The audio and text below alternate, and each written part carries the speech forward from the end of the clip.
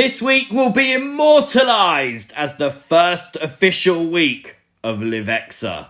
Elias is returning to Monday Night Raw next week. Oh my god, that's huge. But this is things you might have missed. And before we get started, make sure you've hit the like button. And if you are new to the channel, hit the subscribe button too.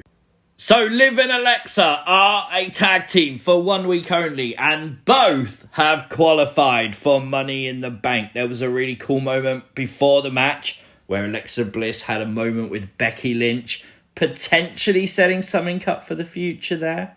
We have to talk about the fact Nikki ASH has new ring gear, the new attire, or colour scheme to the attire, I should say. I like this a lot. I just wish they did this. Turn it black when she turned heel. That would have been so much better. I feel like it was exactly what she needed then.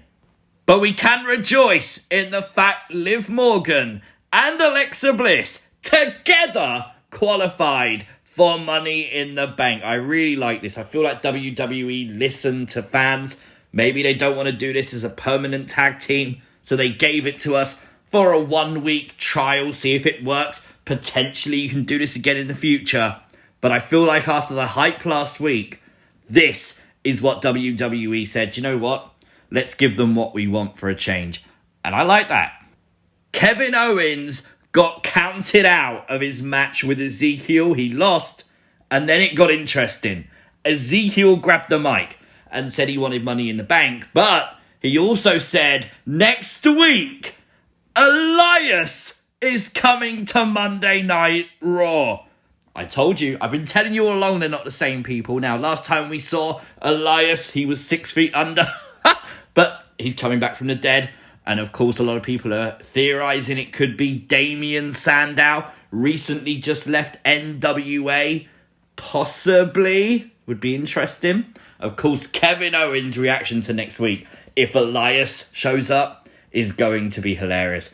I honestly think this is going to be a great must-see segment next week. How are WWE going to do this? Whether it's Sandow, whether it's Ezekiel dressed as Elias, I have no idea, but man, I am so hyped for it. Shout out to the guy in the Raw crowd who was wearing a Fiend mask. Let him in, WWE. The Judgement Day, the new Judgement Day, that is, confirmed this week what we thought last week. There is no clear leader. They're sick of following orders. But Rhea Ripley actually said something really interesting here. Last week on Raw, you notice she's got like a brace on her teeth. She had her teeth knocked loose during that fatal four-way match. Man, that's insane. The fact she said she liked it as well made her look badass. And this whole segment was really good, and it did leave me hyped to see Bianca versus Rhea, going into their past with Bianca in the ring, and then having that soulless Rhea Ripley on the screen. Really good way to do it. Well done, WWE. I could not mention this. I love the fact Afa and Sika, there was a guy with a sign with the Wild Samoans on it. Oh, that's so cool. So he held it up throughout the night, but mainly through the Uso match at the start. That's cool. John Cena returns to WWE in 2 weeks. They're making a big deal out of this, and they've already got you covered for merchandise. The new 20-year anniversary of John Cena shirt is up now. We got an insane stipulation tonight from Paul Heyman regarding Riddle's match with Roman Reigns. Raw obviously kicked off with Miz TV. Riddle came out, and Paul Heyman gave Riddle the news. Now, Riddle has got a new theme song. Let's mention that. It's like a remixed new version of his old theme, which is pretty good. But Heyman said, if Riddle loses against Roman Reigns, he will never get a shot at Roman Reigns' Universal Undisputed WWE Championship ever again. How insane is that? That is a stipulation. A lot of people moaning about this. Notice the wording. You don't get a shot as long as Roman Reigns is the champion and the belts are unified. So if they de-unify the titles, Riddle can get a shot. If Roman loses the title, Riddle can get a shot. It's fine. We had a sit-down interview with Seth Rollins, obviously talking about what he did to Cody Rhodes last week. I love the fact he continued to have that sledgehammer with him. Keep that going. Every now and again, just remind people of what Seth Rollins did until eventually Cody Rhodes comes back. I love the line where he said this is his WWE, and in his WWE, you either adapt or perish. I love that. But AJ came in, sucker punched Seth Rollins, but notice that giant scar on AJ's head. It looks like there's a few stitches still in that. That is from the pay-per-view. That is over 2 weeks old, and it still looks bad. Obviously, they didn't show AJ the rest of that night, and now we know why. That I'm no medical expert, but that must have bled. It really must have bled. The match itself was absolutely brilliant. Seth and AJ are both great talents, and I think this was probably match of the night. Genuinely really fun to watch. 2 of the best wrestlers in the world go at it. I love the spot where AJ was sent over the announce table. AJ sold that like $1 million. Looked really cool. There was a moment when there was like a Pele kick. AJ was going for it, but he sort of stumbled backwards. Notice how Seth put his arm out to catch AJ, and then AJ then re-delivered it. I love that, because it still looked good. But obviously when you're watching it back and you see things like that, it's just really cool to see that sportsmanship from someone like Seth and the knowledge to know that, hey, AJ's falling back here, push him up a little bit, and AJ straight away delivered the Pele kick like he was meant to. Did you notice, though, when Seth Rollins not only won the match, he qualified, he mocked a kid wearing a Cody Rhodes shirt. Oh, WWE hates kids confirmed again.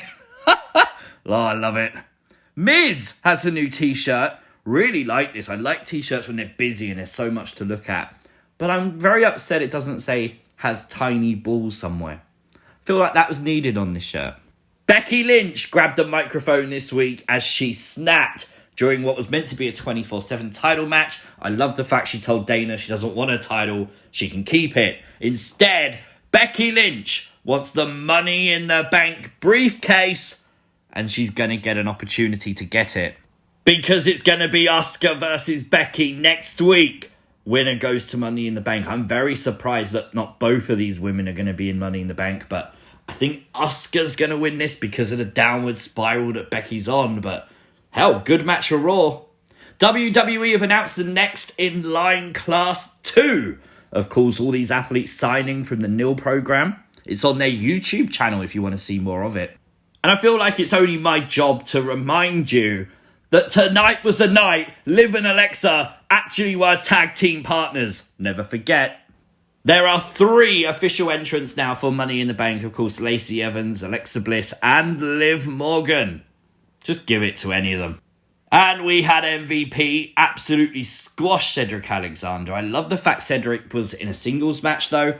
Can we please actually use him now, WWE? This squash wasn't it. He deserves a little bit more than that. So please, I'm asking you nicely, use Cedric Alexander.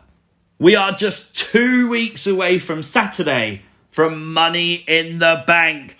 I want to know right now in the comments, who do you think's winning, men or women's? Is this the first toe hold in WWE history? There will be some wrestling history buffs in this watching this right now. Let me know, is this the first ever toe hold?